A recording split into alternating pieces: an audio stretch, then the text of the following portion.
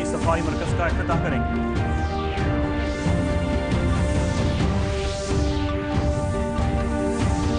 बिहार के 16 जिलों में सैलाब की सूरत हाल संगीन, राहत और बचाव काम जंगी सतह पर जारी।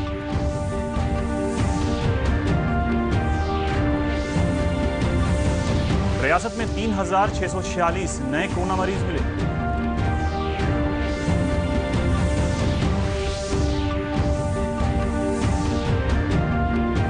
और राजगीर में जेर तामीर जू सफारी में गैर मुकीम मजदूरों को मिले रोजगार से उनकी इक्तिसादी हालत मजबूत हुई।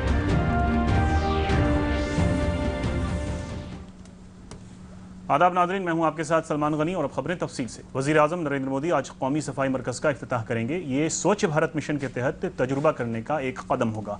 बाबा कौम महात्मा गांधी को खिराज अक़ीदत पेश करके वज़ीर आज़म नरेंद्र मोदी ने 10 अप्रैल 2017 को गांधी के चंपारण सत्याग्रह सदी तकरीब के मौके पर पहली दफ़ा कौमी सफाई मरकज़ का ऐलान किया था।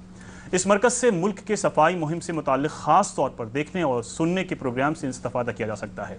इसमें दुनिया की तारीख में सबसे बड़ी अखलाकी तब्दीली मुहिम से मुताल्लिक़ भारत की स्वच्छता यात्रा के बारे में बताया जाएगा। स्वच्छ भारत मुहिम ने देही इलाकों में साफ सफाई के तई लोगों के जहन को बदला है और तकरीबन 55 करोड़ लोगों को खुले में रफ़े हाजत से पाक किया है। इस प्रोग्राम के दौरान वज़ीर आज़म दिल्ली के 36 तलबा से तबादला ख्याल करेंगे, जो मुल्क के 36 रियासतों और मरकज़ के ज़ेरे इंतज़ाम रियासतों की नुमाइंदगी करेंगे। इस कौमी सफाई मरकज़ के तवस्सुत से आवाम को स्वच्छ भारत मिशन के कामयाब सफ़र से रूबरू कराया जाएगा। इसके अलावा महात्मा गांधी के स्वच्छ भारत के ख्वाबों को हासिल करने के लिए मरकज़ी हुकूमत के ज़रिए किए गए कामों से मुताल्लिक़ जानकारी भी दी जाएगी। बिहार के 16 जिलों में सैलाब की हालत संगीन बनी हुई है। इन जिलों में 124 ब्लॉकों की 1199 पंचायतों की 71 लाख से ज्यादा आबादी सैलाब जैसी मुसीबत का सामना कर रही है। सैलाब की ताज़ा सूरत हाल पर हमारे नामानिगार की एक रिपोर्ट।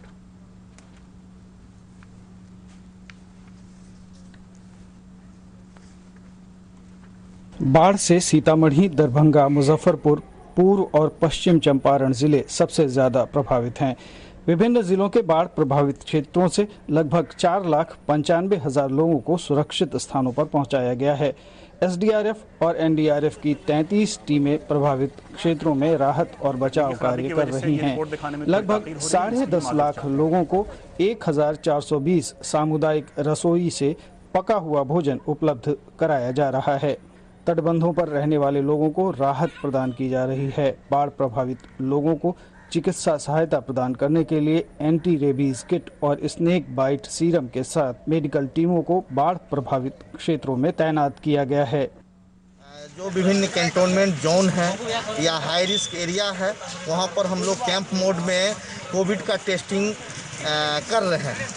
और उसके साथ साथ चूँकि फ्लड इफेक्टेड एरिया है ये, तो हम लोग साथ में जो है डॉग बाइट का और स्नैक बाइट का इंजेक्शन भी रखते हैं। उसके लिए अलग से कर्मी प्रतिनियुक्त रहता है। मुख्यमंत्री नीतीश कुमार ने कल पश्चिम चंपारण के बाढ़ प्रभावित क्षेत्रों का दौरा किया और अधिकारियों के साथ बैठक कर स्थिति की जानकारी ली।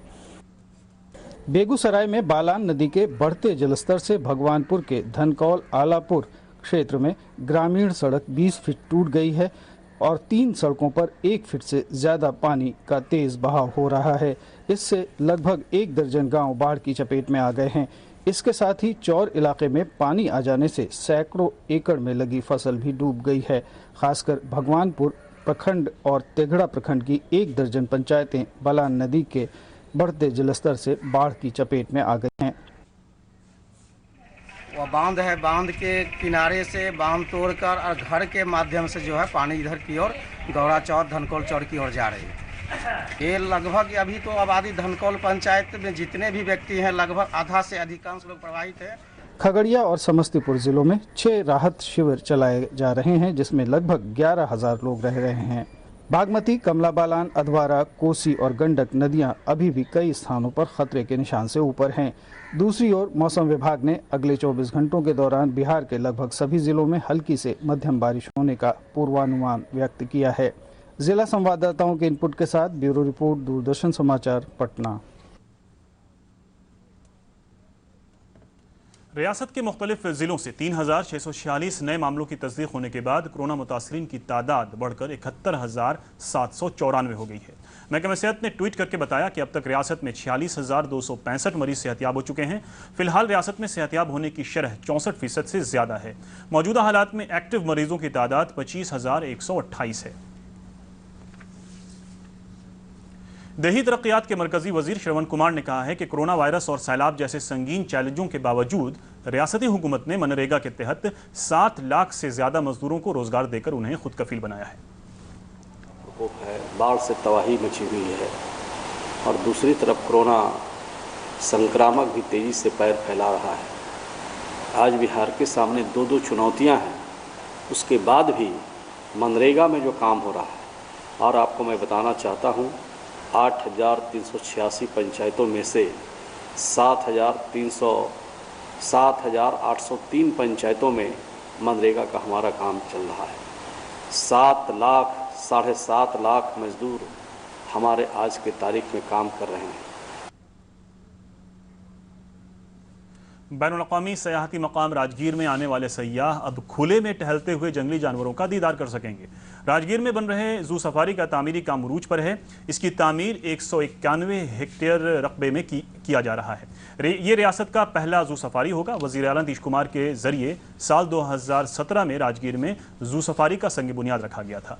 नालंदा के जिला जंगलात अफसर डॉक्टर निशमनी ने बताया कि सफारी के तामीरी काम तेजी से किया जा रहा है। उन्होंने बताया कि लॉकडाउन में दूसरी रियासतों से आए मजदूरों को भी जू सफारी के तामीरी काम में लगाया गया है। इन मजदूरों का कहना है कि मुसीबत की इस घड़ी में काम मिलने से उनकी इक्तिसादी हालत बेहतर हुई है। अच्छा से मतलब इसकी प्रगति पर है। अब हर सुविधा तो आप लोगों को पहले से जानकारी है, उसे चल रहा है। करीब 191 हेक्टेयर में इसको निर्माण किया जा रहा है। खास करके हम लोग को 5 जानवर का इसमें आवासीय स्थल है। इसको अलग अलग सफारी बनी हुई है। तो हिरन हो गया है, उसको भालू का है, अलग से है, एक टाइगर है, लेपर्ड है, उसके बाद आपका लायन सफारी है। इसके अलावा हम लोग का जब बेड एवियरी भी बनेगा, इसके अलावा सब मूल सुविधा हम लोग उपलब्ध कराने के लिए काम चल रहा है। मैं काम करने के लिए आए हुए हैं। मछली पैदावार के शोबे में बिहार मुल्क की चौथी रियासत बन गया है। ज़राअत, मवेशी और माही वसाइल के वजीर प्रेम कुमार ने आज वीडियो कॉन्फ्रेंसिंग के तवस्सुत से पूर्णिया और बांका जिले में केज कल्चर के तरीके से माही परवरी मंसूबे का इफ्तिताह करते हुए कहा कि बिहार से दूसरी रियासतों में भी मछली भेजी जा रही है। उन्होंने बताया कि रियासत में मछली पैदावार बढ़कर 6.41 लाख मैट्रिक टन हो गई है। वर्ष 2011 में राज्य मत्स्य उत्पादन कुल 2.88 लाख 2,88,000 मैट्रिक टन था, जो वर्ष 19 से बढ़कर 6,41,000 मैट्रिक टन हो गया है। राज्य से बाहर भी मछली निर्यात अनेक राज्यों से की जा रही है।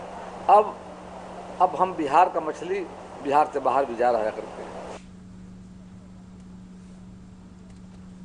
सुशांत सिंह राजपूत खुदकशी मामले में तफ्तीश करने मुंबई गए IPS विनय तिवारी पटना लौट आए हैं। हवाई अड्डे पर उन्होंने बताया कि मुंबई पुलिस ने खुदकशी मामले में शफाफियत से जांच नहीं की है। जनाब तिवारी ने बताया कि बिहार पुलिस को खुदकशी मामले में कई अहम सबूत मिले हैं, जिससे CBI को काफ़ी मदद मिलेगी। इन्वेस्टिगेशन कर रही थी और हम लोग सब लोग इन्वेस्टिगेशन कर रहे थे। और मेरे पहुंचने के बाद एक दिन पहले दिन हम लोगों ने इन्वेस्टिगेशन किया 2 तारीख को। 2 तारीख के बाद से फिर रफ्तार रुकी। एयरपोर्ट पहुंचने के बाद इन्वेस्टिगेशन के लिए निकल गया था जी। और लिखित जानकारी जो है पटना सर ने भी दी थी। जानकारी उनकी बात पता था कि हम आ रहे हैं। हमने जानकारी हम लोगों ने गाड़ी और इसके लिए भी बोला था। लिखित जानकारी देने के बाद जब हम वहाँ पहुँचे तो किसी ने कोई संपर्क नहीं किया और एयरपोर्ट पर मीडिया को ब्रीफ भी किया था मैंने। तो ये सर्वविदित था, ये सबको पता था कि मैं इन्वेस्टिगेशन के पर्पज से मुंबई आया हुआ हूँ। बिहार पुलिस के SIT को लीड कर रहा हूँ। उसके बाद जब मैं इन्वेस्टिगेशन के एयरपोर्ट से जाने के बाद जब मैं गेस्ट हाउस गया और रात में इन्वेस्टिगेशन के लिए निकला, तब करीब 10 बजे के आसपास मुझे कॉल आया था BMC के लोगों का कि ऐसी प्रक्रिया है, आपसे मिलना चाहते हैं। तो फिर मैं वापस जब गेस्ट हाउस आया तो उन्होंने कहा तो उस नियम कानून का मैंने पालन करने पटना के R ब्लॉक दीघा रोड को आलूदगी से पाक रखने के लिए इंतजामिया की जानिब से शजरकारी की गई। इस मौके पर डिविजनल कमिश्नर संजय अग्रवाल ने कहा कि लॉकडाउन के बावजूद भी सड़क तामीर और शजरकारी का काम लगातार किया जा रहा है। उन्होंने मौके पर मौजूद मुतल्लिका अफसरान को सड़क तामीर का काम जल्द पूरा करने की हिदायत भी दी।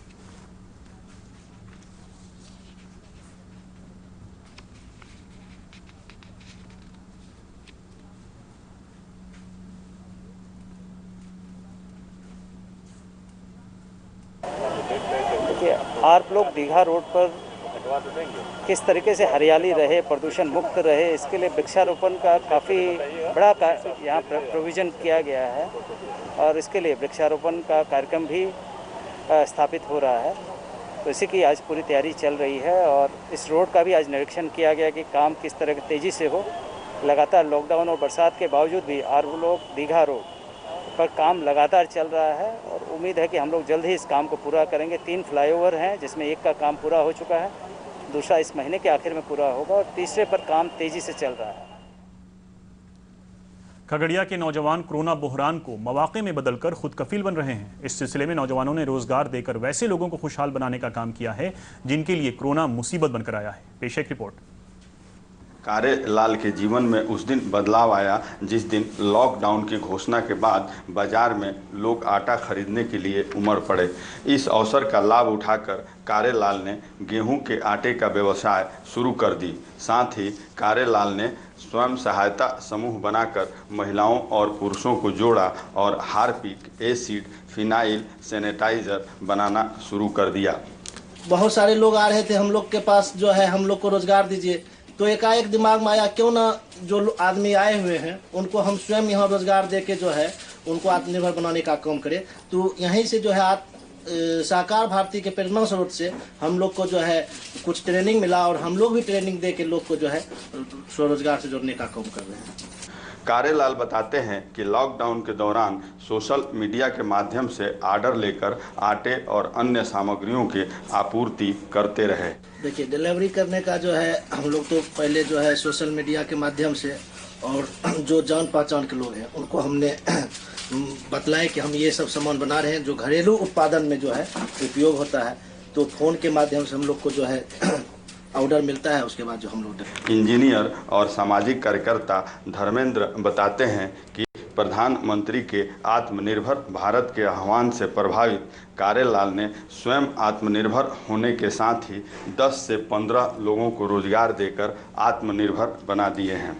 प्रधानमंत्री के उद्बोधन से ये विचार आया और सहकार भारती के सौजन्य से आदि इंटरप्राइजेज, आदि स्वयं सहायता समूह आवास बोर्ड के द्वारा एक छोटा सा पहल किया गया जहां हम टॉयलेट क्लीनर, एसिड वगैरह का निर्माण करते हैं। कारेलाल के सहायता समूह में काम कर रही प्रिया देवी बताती है कि लॉकडाउन में सिर्फ अनाज मिलने से काम नहीं चलने वाला था। कारेलाल ने रोजगार देकर मदद की है। दूसरे प्रदेशों से आए मजदूर कारेलाल के समूह में एसिड और सैनिटाइजर बना रहे हैं जिससे उनका रोजी रोटी चल रही है। सरकार इतना।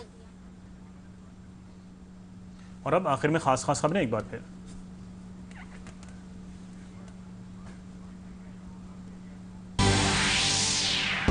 वज़ीर आज़म नरेंद्र मोदी आज कौमी सफाई मरकज का इफ्तिताह करेंगे।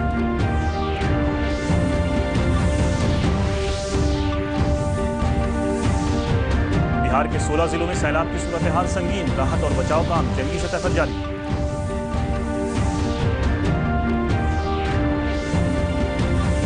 रियासत में 3646 नए कोरोना मरीज मिले।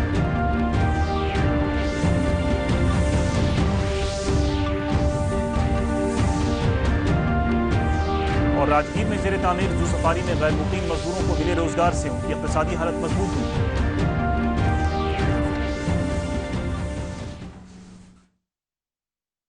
भैया जी सारी तैयारी